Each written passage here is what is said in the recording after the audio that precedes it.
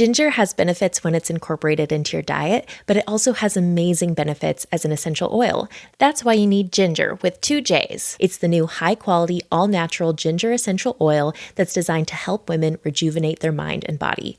Ginger's essential oil harnesses the natural healing properties of ginger root to address the small aches and pains you've been brushing off. Massage it into your skin, diffuse it in the air, or inhale it to get the benefits. Ginger is sustainably sourced, and their special extraction process removes micro impurities, resulting in a higher purity ginger oil. Unlike other essential oils, ginger comes pre-mixed with jojoba and evening primrose carrier oils, so it's ready to use and provides the additional benefits of nourishing your skin and reducing skin inflammation. Plus, the convenient dropper cap ensures you get the perfect amount every time. Head to jinjer.us/podcast today for 20% off your first purchase. That's ginger with 2js.us/podcast. Hey, and welcome to the Hypothalamic Amenorrhea podcast, an adulting advice podcast production. I'm Danny Sheriff, and this is the place to come if you care about getting your period regularly. This podcast aims to educate, inform, and keep you motivated on your period and HA recovery track. Let's dive in. And quick disclaimer, guys, I am not a doctor, and this content is not intended to be a substitute for professional medical advice. Always seek the advice of your physician. Hey everyone, welcome to the Hypothalamic Amenorrhea podcast. Danny here, and I'm here with Carlee Owens, and she has a story to tell us, which we all love hearing a good HA story. So Carlee, take it away and tell us all about you and how you got caught up in all of this.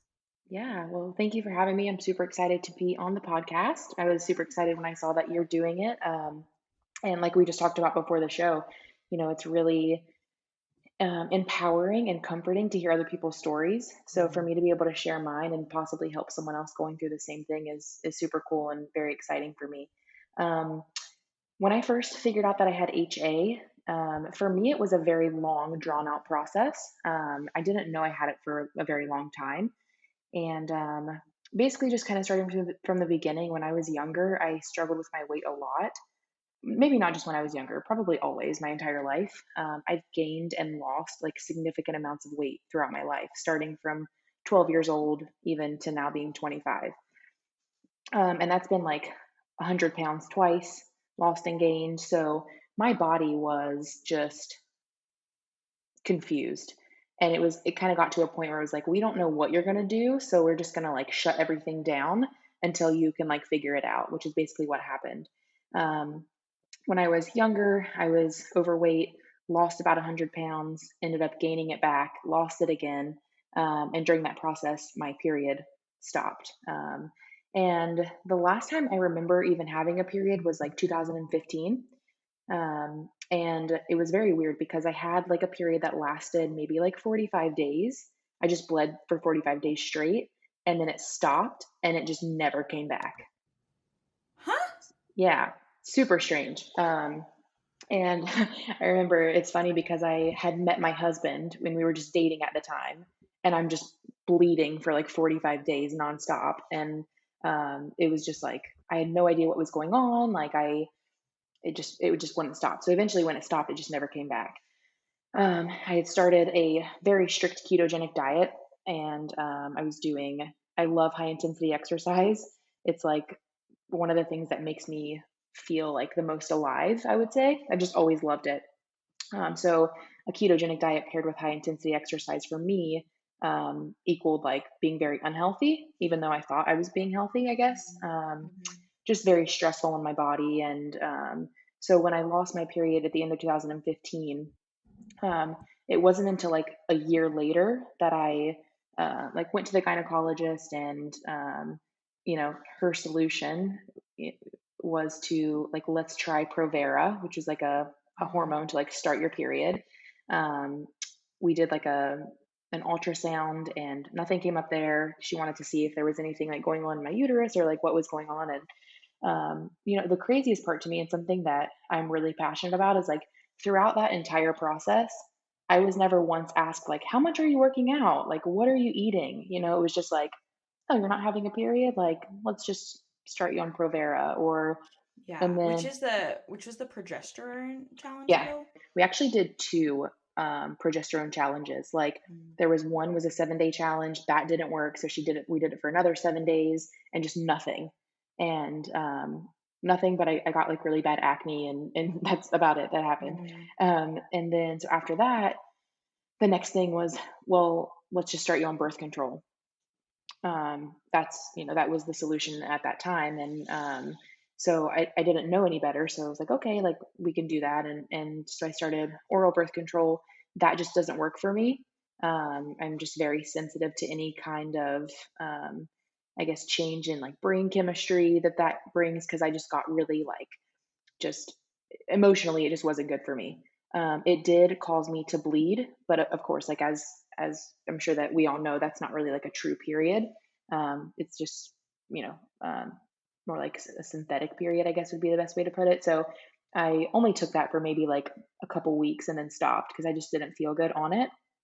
Um, and so I went back to the doctor. Um, then I ended up getting misdiagnosed with PCOS. Um, so that was like another part of the journey for me, and got put on some other medication that, of course, I didn't even have PCOS. So the medication I was put on didn't work for me because it Mm. wasn't actually treating the correct thing. Did they Um, feel like you had symptoms of PCOS? Like, or was it kind of wild? I think it was just kind of like, we don't know what else is going on. So, like, Uh-huh. this is probably the closest thing we can, like, actually say that you have. Uh-huh. Because I didn't have any other symptoms of PCOS. Like, I wasn't having um, any of like the common things that you would think would be And like they lead to. hadn't given you an ultrasound either. They did, and they didn't Yeah. see any cysts or anything. So, Mm. um, again, at the time, I Huh. didn't really know any better. So I kind of just like put my trust in these people that were like dealing with what was going on with me. Um, but yeah, again, like at that same time, I never even knew HA existed. I had no idea. And so like I said, the medication I was put on didn't work for me, didn't make me feel good. I didn't feel like it was doing anything. So I just quit taking that. And then I just didn't go back to the doctor. I'm like, you know what? Like, it's fine. I'll figure it out. And honestly, I kind of just forgot about it. Like, it kind of just became something that wasn't super important to me. Um, Once I realized that, like, hey, maybe I just have PCOS and I'm just not going to have a period, I just kind of like let it go. Um, Again, still during that time, still working out. I was doing like high intensity exercise, fasted 7 days a week at least, maybe doing two a days. Is this And partially because you thought because that's sort of what is prescribed for people with PCOS? yeah, so I was Mm. doing a low carb diet, like I said, and one of the doctors that I went to was like, yeah, just keep doing that. Like, that's great Mm. for what you have. So I'm like, oh, okay, there's some like reassurance that I'm doing the right thing. And so I kept up with that for a while, and it worked for me until it didn't work anymore. And I started getting really bad digestion issues about like the beginning of 2018, and also developed like some mental health stuff that was going on as well, like some anxiety that I had never had before. And and today I know that that's partially linked to like not being fueled properly. um, at the time, like I said, I didn't know that. And so started having like some irritable bowel syndrome stuff going on. And that's when I found my primary care doctor that I started working with, who's super great. I mean, he's like functional medicine, so it's more like a holistic approach, in terms of like, let's try to change like your diet and lifestyle first, and then medication would be like more of a last resort. Um, so we did a lot of work together in terms of trying to like heal my gut and take care of the IBS. And the more he got to know me and my tendencies, and I 100% have like eating disorder tendencies. I identify as having an eating disorder, and that's been from the time I'm little, even to now. I struggle with it. So as he got to know me and like how much exercise I was doing, and my husband and I were running. We ran an ultra marathon and a half marathon, like pretty much back to back, and just kind of just going nonstop. Um, this man, he's not an OBGYN at all. He's a primary care doctor, but he went to two conferences on women's hormones and periods to try to help me and figure out what was going on. And he What? actually, yeah, just amazing. And he actually reached out to me, and he's like, hey, I'd love for you to set up an appointment, bring your husband. Like, I've got some information that I'd like to share with you in terms of like, this is what I think is going on. And, I was super pumped and like, okay, cool. He's going to give me this solution that I can do that's super easy. Right. And so, my husband and I, we lived out in Salt Lake City at the time, and his office was in Salt Lake City. So like, hey, this is perfect. Like, we'll go down there and meet with him, and I'm gonna get fixed, right? And so I go into this appointment, and he's like, "This is what I think you have." The female athlete triad. I don't know if you're familiar with that, but it's basically, Yeah. you know, Or now known as Red S. okay, yeah.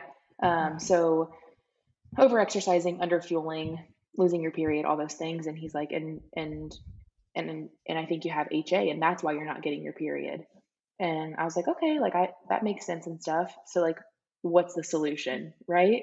Like, what do I have to take, or what do I have to do? He's like, basically, like, you just need to move less and eat more. And I'm like, okay, I don't think that's really what I have. Like, I was in denial for sure. Um, because, and I remember sitting there and telling him, like, I don't really think that's right because I feel fine.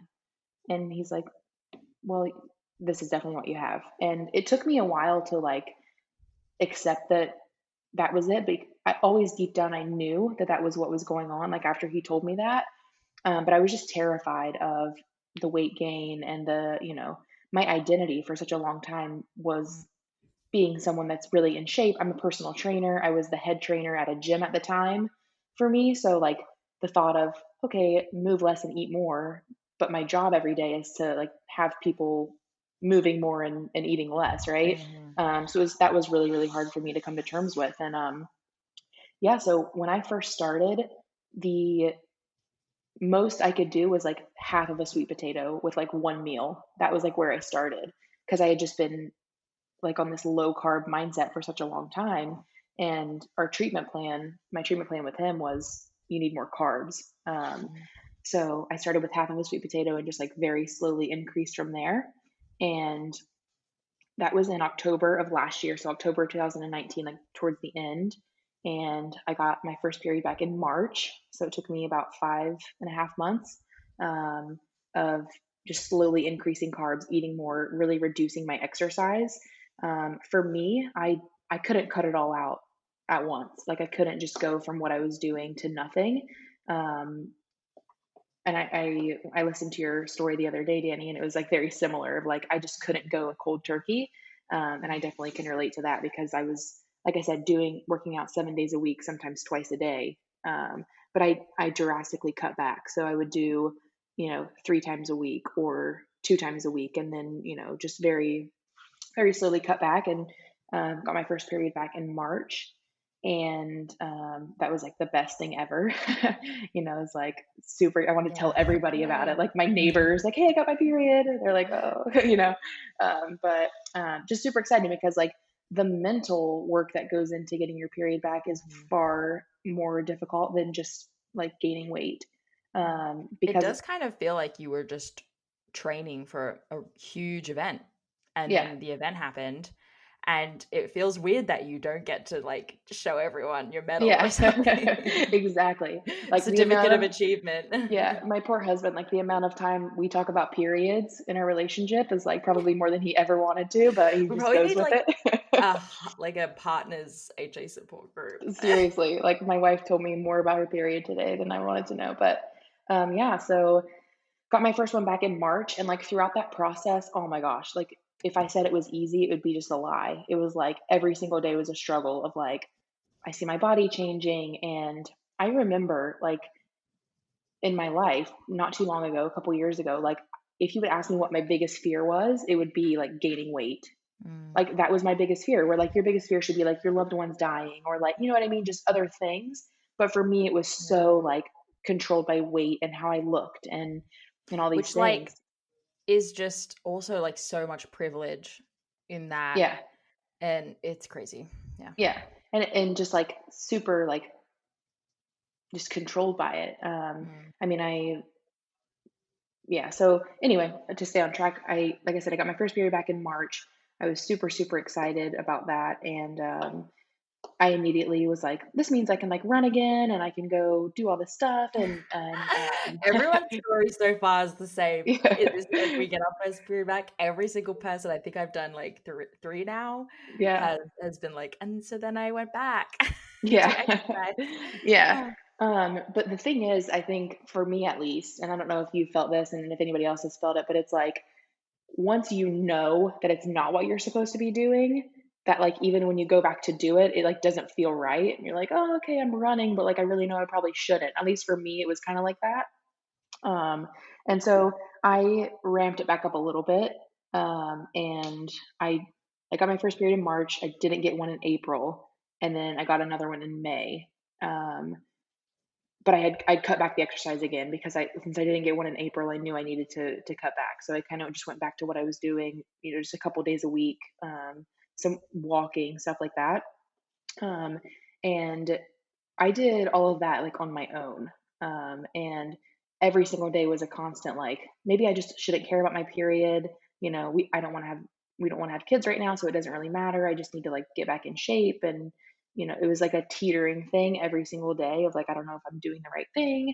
I don't know if I'm eating the right thing. So similar to your story, I hired someone to help me do that because left to my own devices, I would be back to losing weight and dieting and exercising again. So I started working with Laura Lyons, who, oh, woo, yeah. yeah, I love her. She is amazing. And she has just been great in terms of like helping me figure out how I should be eating for my body, what my body needs. And the biggest thing is like just reassurance that I'm doing the right thing. Mm. I mean, I've Yeah. worked with so many nutrition people who are great at what they do, but their goal in their business is to like help you like lose weight and look great. Mm, You know what I mean? Whereas with Laura, it's like my goal is to help you balance your hormones and have food like not control every aspect of your life. mm. And I started working with her in early June, and I got a period at the end of June. So like they're getting more regular. That's funny. And yeah, I'm like waiting for another one right now actually. But um, yeah, I mean, so it's been quite the journey, and I think recovery from HA is like anything but linear. It's just not, they're like not black and white. At least it hasn't been for me. And other stories I've heard of women, it's like just that constant, I think pressure in society and social media and to like look a certain way and be a certain way makes it really hard when HA recovery is like going against the grain, you know. Dude, I mean, this is like bringing up so much for me. First, when you said you started working with Laura in June and you got your period by the end of June, that's kind of like what you were hoping to get from the Prevera challenge. Right. But it sounds like you were, this whole entire time up until working with someone to like keep you accountable and keep you reassured, this whole time you were like ebbing back and forth and like thinking you're recovering and doing the right thing, but probably had some disordered tendencies coming in that was For like, sure. oh, I ate a lot. Yes. Like I was all in eating everything yesterday and I feel bad today. So I'm going to restrict a bit today. Like that's probably what happened. That's what happened with me. We sound really similar. Yeah. And then when you actually just spent a whole month being consistent with the protocol and not necessarily just like eating all the things, but also eating probably the things that you very specifically needed, Hmm. that was enough to get you. Sounds like you were not that far away. I keep hitting the microphone. Sounds like you were not that far away from that like HA threshold, and you were able to, like, your body responded so quickly to Yeah. you giving it what it needed, which was really, really cool. And on the society thing, like, dude, even just this morning, I was like, I don't like to engage with people on the social media, but I just did. I was just having a day and I totally regret it because I just don't feel good about it. But I just came across one of those people that like you forget really, really exist, where they think, weight gain is a direct result of like who you are as a person, Hmm. and that it says something about your health and there's no difference between weight gain and obesity, like that you should be the very specific ideal is so strongly ingrained Hmm. that even you and I still think that way to a degree. Oh, for sure. Yeah, like it's all right, go on. Yeah. I don't know if I'll ever, like, if that's ever going to go away, but today I know how to counter it and to stop myself from getting in that like squirrel cage of, oh my gosh, well, I need to lose weight, I need to be thin, I need to be muscular, I need to, just all the things that, You can at because least now like identify that you're having an irrational thought yeah, and be yeah, like, exactly. When, as before, it was like thought action, you know what I mean? mm-hmm. And so, yeah, because I have to, it's really important for me to think back to the time where I was all those things. You know what I mean? Um, I was fit and in shape and the like ideal like model of health and wellness that I have in my mind, and I was super unhealthy. So that's important for me to remember that my body size doesn't determine how healthy I am. You know what I mean? Because for the long Yeah, like time, I just it's like associated it with the two together, and it's just not that for me. yeah, like we've all had those times. One of the first encounters I ever had with that was in high school. My high school best friend had dropped a bunch of weight. I hadn't seen her in a little while because we ended up going to different schools at the end of high school, but I hadn't seen her. She dropped a bunch of weight, and I was like, "What happened?" And she was like, "Did you know?" Now Australians love banana bread. Banana bread is like our national food. And she's like, "Did you know that banana bread is super healthy?" And I was like, at that point, I had gotten into like the paleo sphere. I was like pretty interested in Mhm. nutrition. And I was just like, what? She's like, I just have been eating 3 pieces of banana bread a day. Oh my And that's gosh. and I've been losing weight.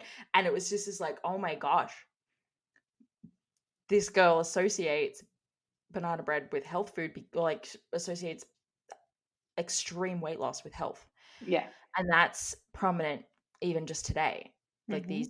these are beliefs that we have, and they are forming like comments like that through our life are really reinforcing these weird beliefs we have that like smaller is better, Yeah. less is better, and it's just Yeah, and I wild. hate that because it's just, I mean, yeah, it's just so far from the truth, I guess, and it's just everywhere all the time. So that's why I'm super excited to, like I said, be on this podcast, but also be able to like share things on social media to like counter that message, because I feel like that message is just everywhere. So to have, women like you and me and all these other women that are in HA recovery and um, to share messages that just counteract that belief. I know for me, it brought me a lot of comfort. Like once I started searching like body positivity hashtags and like HA recovery instead of like fitness motivation or like InstaFit, I mean, it just completely just changed like my outlook. So, Yeah. Do you remember one of the first times that you saw the concept of, oh, what do you mean everything that I believed is actually wrong? Like, do you yeah. have any memories that stick out in your mind? Um,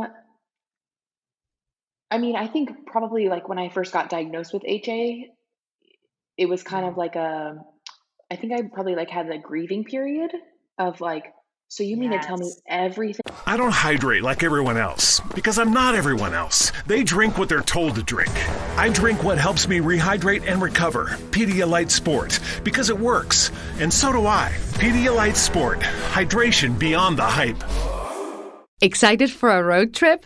Start it off right with auto coverage from American Family Insurance. JD Power ranked us #1 in customer satisfaction with the auto insurance shopping experience among mid-size insurers. Get a quote at amfam.com. American Family Insurance. For JD Power 2021 award information, visit jdpower.com/awards. American Family Mutual Insurance Company, SI and its operating companies, 6000 American Parkway, Madison, Wisconsin. Everything I've been doing and everything I've been told since I was a kid is like has made me super unhealthy, and like everything My pursuit of health has right. betrayed Yeah, me. right, exactly. You know what I mean? And so I think that was probably the first time that I was really like shocked and kind of just wow, okay, so maybe I don't know best, you know? Um, and Mm. it really, because like I said, I was the head trainer at a gym, and I help people with nutrition, and I have a nutrition certification, and all these things. And I'm like, okay, so maybe like I need to look at this from a different way. Like it's not always just move more and eat less. You know what I mean? There's so many intricate things that go into it, especially when you think about hormones and stuff like that. And so that took me a while to come to terms with that as well. Just that, like, hey, maybe what I've been doing, I need to just change all those beliefs and go a different route. You start Um, taking inventory of every belief you have in your mind, yeah, and you're like, is that a disordered belief? Is yeah, that a disordered belief? Like, has me promoting people, getting less sleep in just to get the opportunity to get up early before work and take a long walk or something, is that about like a negative belief? yeah, Or just finding ways to like get exercise in throughout the day? It says, because not all of that is inherently bad. right, We are a sedentary society now, and it is good for us to get movement in. So it starts to become really freaking confusing, because there are elements of what you've learned that are healthy, but it's almost like we've taken it just too far, and we need to like find that balance of like, okay, what am I preaching that's good? How can I make sure I'm teaching it, preaching it from like a positive, helpful place, definitely. not a damaging place. Yeah. And it's like, I'm still dealing with that every day. Yeah, I think for me, something I was kind of examining last week or the week before was, I am 100% supportive for people that like also want to lose weight. You know what I mean? Because people that have health issues and that losing weight is going to be a good thing for them, then yes, do that. Like do it the healthy way, do it a sustainable way. I think that it becomes unhealthy when it starts to like control every aspect of your life. And that's what happened to me was, I would take my container of broccoli and chicken everywhere and not enjoy dinner with my friends because I had to eat at this time or Mhm. the world was going to fall apart. You know what I mean? So for me it became like where it brought more bad to my life than good. But Mhm. people, I've seen people on weight loss journeys who it's greatly improve their quality of life. So I think it is just finding that balance of, Yeah. hey, can I lose weight and exercise, but also enjoy life? Or is it taking the joy out of my life? Yeah. Yeah. It's not that black and white. Yeah. There's definitely a balance. And I think a lot of us are able to see now where like maybe we're taking that a little too far. Yeah. And I Yeah. still to this day, I mean, I'm still like super, super new in recovery and I'm learning every single day of things. And, it was like since I've started this protocol, it's you know, I do like to eat at certain times just to like help my body stay on a schedule and stuff. But Mhm. my husband and I were at the beach like 2 weekends ago, and the beach is like an hour away from us. So it was going to take like an hour to get home, and I was starting to get hungry. And I started getting in that mindset of like, oh my gosh, I need to be home by noon so I can eat, and then I'm like, hey, we can just get lunch. Like I can just go out and eat lunch. Like it's gonna be okay. You know what I mean? It's not I don't Yeah. have to get home and like try to beat traffic to be able to eat at noon when it's like, hey, we're right by like 20 restaurants. You know what I mean? So Yeah. little things like that for me like are wins because before it would have ruined the whole day and it would have been, just a whole Mhm. production where it was like, hey, let's just go have a nice lunch and then, I'll eat like my normal dinner or whatever. Um, so Yeah. that's I love been it. a really, really cool thing. And in addition to getting my period back, I'm also finding like all these other areas where it can be like a little less restrictive and a little less like crazy about it, I guess. Um, and that's really cool for me. I think the mental recovery has been just as great, if not maybe even more great than like the physical period. Can you share what some of those other areas are that it's seeping through to? Yeah, I actually had this experience not last night, the night before. So I'm like waiting for another period and I'm kind of in that like, oh, I kind of just want some chocolate, like I want something like that tastes good. And um so we like went and got some cookie dough and made some cookies and like I only ate two cookies because like I knew that like tomorrow I could have like more if I wanted. You know what I mean? Whereas before for me, it was like I have to eat these 10 cookies right now because like this is my cheat meal and I don't get another one until like next Saturday. You know what I Mm-hmm. mean? So it would turn into more of like like a binge where it's like, Yes. let's go to dinner and get an appetizer and the meal and dessert. And like, cause I only have this 2 hour window where I can eat this stuff. And, it was really cool for me. And like, just to eat two cookies and not sneak back, like when my husband's not looking to like get more, you know what I mean? So just little Yeah, things I like do know what you mean. that. I do know what you Where mean. it's It's like, actually really freaking cool when yeah, you notice yourself being like, I actually genuinely don't want more of this. yeah. Like I was like 2 waiting was for myself to be like, yeah. and I'm like, no, I'm Uh-huh. good. It was kind of like a weird thing for sure. 'Cause and Um, I really wanna sit on this point for just a second because one of the most common questions I get is like, "But what if I can't stop once I like, what if I oh can't yeah, stop eating? Like, I'm I was so very afraid worried about that that if too. I break my rule." But as soon as you don't have this rule and you have this permission and you're like, you could eat a third or a fourth or a fifth if you really wanted to, there isn't this window of time that's like ticking. It's Hmm. telling you, yeah, once the clock strikes midnight, it's back to restriction. Hmm. Once that stops happening and you know you can have more tomorrow, it for many of us, it happened for me. It might take a little longer, like a few more days, a few more weeks for other people, but it immediately changed everything. And a lot of what you're talking about throughout this whole story is all these different perspective shifts and how you were standing from one perspective, seeing things a certain way. And then you had this experience or this conversation with a doctor or something like that. And then suddenly you were in the exact same situation, but you were just looking at it from a different angle and everything changed. Yeah, It yeah, was for cool. sure. It's like I said, the mental wins have been awesome. And also just, I used to get really, and I don't know if anybody can relate to this, but I used to get really like, I would say like freaked out or upset if I couldn't sleep. Like, I don't know what it was in my brain, but it was like, if I just Yeah. like couldn't, like, if at 10 o'clock I wasn't tired, it was like a whole production. Like in my brain, it was like, I'm never going to sleep again. And I have to get up early to go to the gym. And like, I need to go to bed. It was just kind of like this anxiety type thing, Mm. because my life was so restricted. So it was like, I have to go to bed at 10 so I can wake up at 5 so I can go to the gym and like, God forbid I stay up till midnight, then I'm not going to be able to get up at 5. And just all those like kind of controlling, restrictive thoughts around not even food, just like lifestyle even.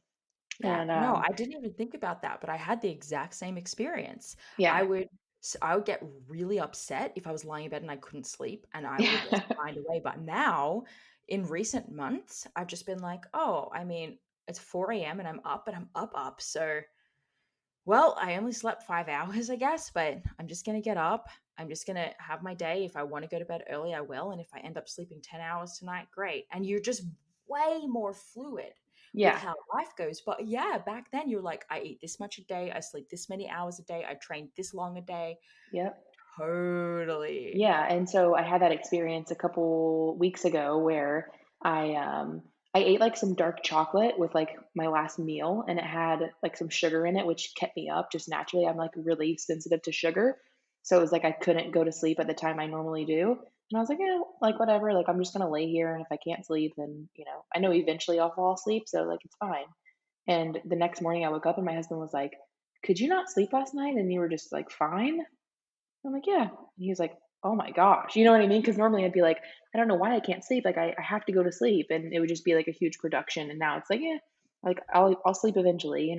It was just like, okay. So just those things for sure have just been, like I said, maybe even more cool to me than the period itself.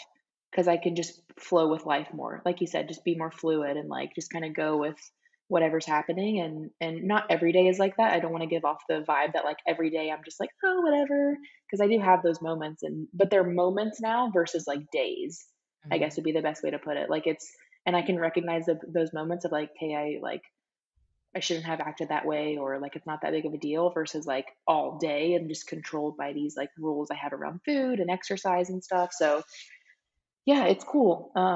Also, like I bought bigger clothes, and that is key for me in recovery, is like to stop trying to fit into the clothes I fit in a year and a half ago, Mhm. because that just makes me like want to go back to old ways. Um, and once I finally got to the point where I'm like, you know what, like I just need to buy bigger clothes, that was like another mental hurdle that I was able to like, um, jump over. of just trying to like just kind of accepting the fact that like I'm no longer that size, but that doesn't mean I'm any less of a person, and just getting rid of those clothes and buying new clothes, um, and just enjoying the fact that I get to do that, and that it's not a bad thing has also been another one of those big wins for me. So Yeah. That's a tip every single person has given so far. It's like, just wear clothes that fit you. And I love like the moral of how it's not even as much as the period as it was, like everything else that came with it. I think that's what makes healing from HA so impactful for a lot of people. Like, if you get a cold and you heal from the cold, you don't suddenly feel so inspired to share your story about your yeah, cold. There's a lot of that, but something about when we heal our periods, because it's not just the fact that we got our period back. We're actually like, oh, I had no idea how much my life sucked. yeah, We for had real. no idea because we had a slow gradual progression into this like obsessive perfectionistic lifestyle. We were convinced we were perfect, convinced we were doing it right, and we just were totally brainwashed like Yeah, by ourselves and society and like Fitspo stuff. And yeah, once we get our period back, it's almost like what that analogy about training for an event before, and like the period was the trophy, and we're like, who cares about a trophy? Where it's like it's the glory from all of the hard work that we put yeah. in.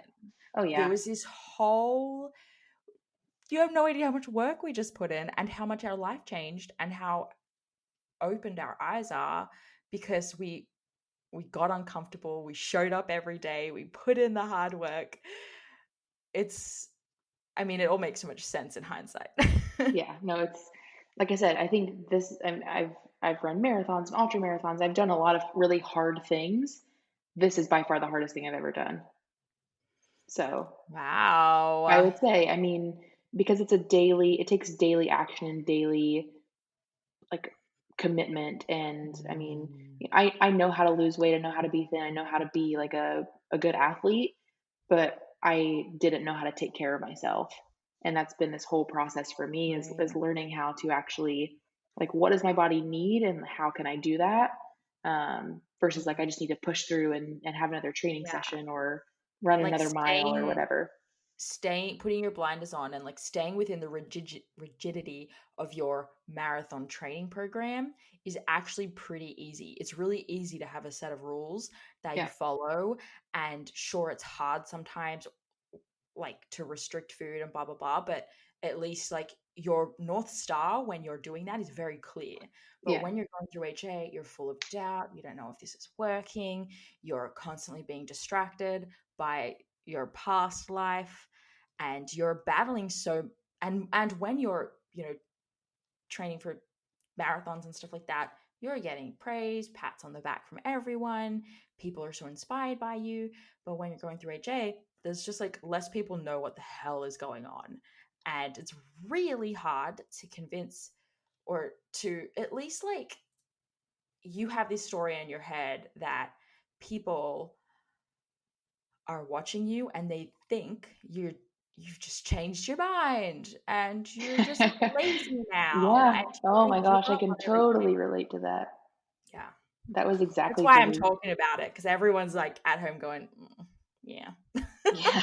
Seriously, I'm like, people are just gonna think I let myself go and they're gonna wonder what happened. And it's like I want to like shout from the rooftops, like I'm trying to get my period back, but like that's kind of like a taboo thing. Like people, you don't really talk about periods like with just strangers, you know what I mean? So I like, yeah, for sure that was really And you hard know for what's me. funny? What's funny, like the term actually let yourself go. Like, in a negative sense, what does that even mean? Because a part of it sounds a little bit like, yeah, you know what, I did let myself go. I like let go. Yeah. And but there's such a negative connotation around that. Like, oh, she let herself go. I think it actually stems from like a sarcastic point of view or something. Yeah. It's like, oh, she let herself go. Like, good for her, I guess. well, actually, yeah, I did let myself go. I like Yeah. let go of this insane amount of control that I was having.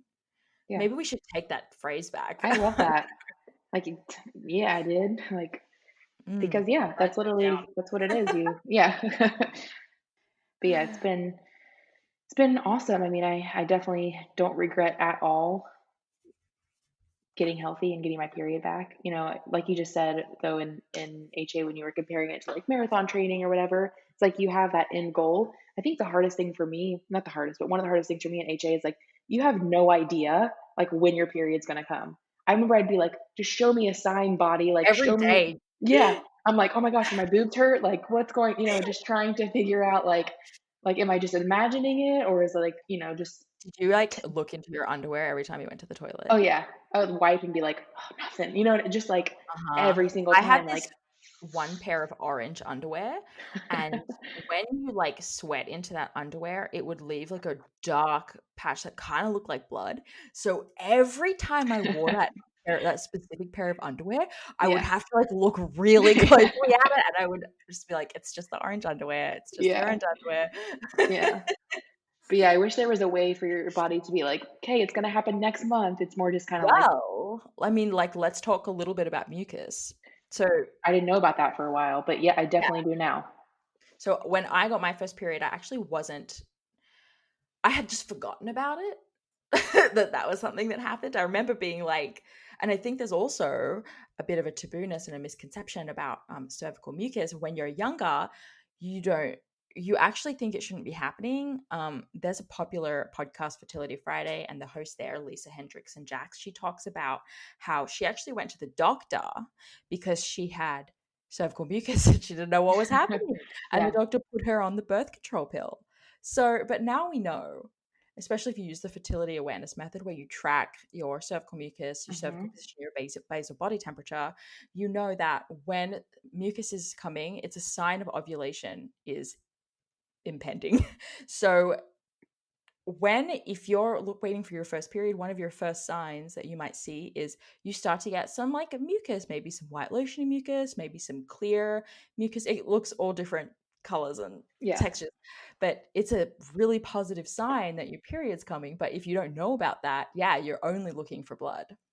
Yeah. When I got my first period back, so like during the time of recovery, like I said, I was kind of guessing. And when I got my first period back, I actually felt myself ovulate. And then, so I Like get a a pain pain. side. Yeah, I get a pain on the right, like my right side. When I ovulate, it's normally always on the right. And then my basal body temperature was elevated as well. And we were actually traveling at the time. And I'm like, oh my God. I mean, with everything going on, I'm like, do I have a fever? Like, what's going on? I was kind of like freaking out about it. And then I'm like, my doctor was like, it's just your basal body temperature elevated. It was like elevated maybe like a degree.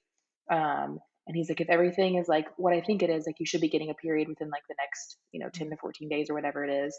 And I was like, I didn't believe it. And then sure enough, I think it was like 12 days later, I got my first period. So now I'm able to pay more attention to the cervical mucus and like ovulation. I can usually tell, when that's And it's happening. so exciting. Yeah. It's like Yeah. even more exciting. Like these little gifts when you've been through HA, it's all just exciting. I Yeah. think if you haven't been through it, you're just like, oh, I hate this. But when you've been through HA, you're like, oh, look at my mucus. Like, what Yeah. color is that? Is it stretching? And you just like go out to your husband and you're like, I got mucus. Yeah. Yeah. I mean, I think I'm ovulating. He's like, this is cool. Just I know, but like, I want you to yeah. care. I want to like tell my parents about it and everything. They're like, oh, okay. Oh, I But no, but know. like again, that's like the things you take for granted, right? When you just have a normal period, you're like, oh, whatever. Like I have this pain, but I'm like, oh, I love this pain. Like it means it's happening. So yeah, there's a lot of cool things that come with it for sure. Yeah, it actually is so much fun. Yeah, Yeah, and like we and said, it's cool that's that we get part to of what talk about it. exactly. And if you hadn't been through all of this BS, you wouldn't get to be on the other side having such an appreciation for all of these things. Like so much of the appreciation I have for the life that I've gotten back, time and the mental energy from this, and the appreciation. Like I don't think I would have ever cared to understand what a period even did for me if I hadn't Yeah. lost it in the first place. So Oh yeah. can't regret any of it. Yeah, definitely not. I don't regret any of it for sure. I mean, it's given me a lot of just insight to life and what's important, and so it's been a cool journey. Yeah, I can't thank you enough for sharing your story today. It's been really great. I am just so obsessed with hearing these stories. It's almost like I was just born to listen to people. Yeah, no, that's awesome. If people wanted to like reach out, talk to you about this kind of thing, maybe they resonated with your story, like where might they find you? Yeah, so Instagram, it's Carlee_Owens, with Carlee with 2 E's. And you can message me on there.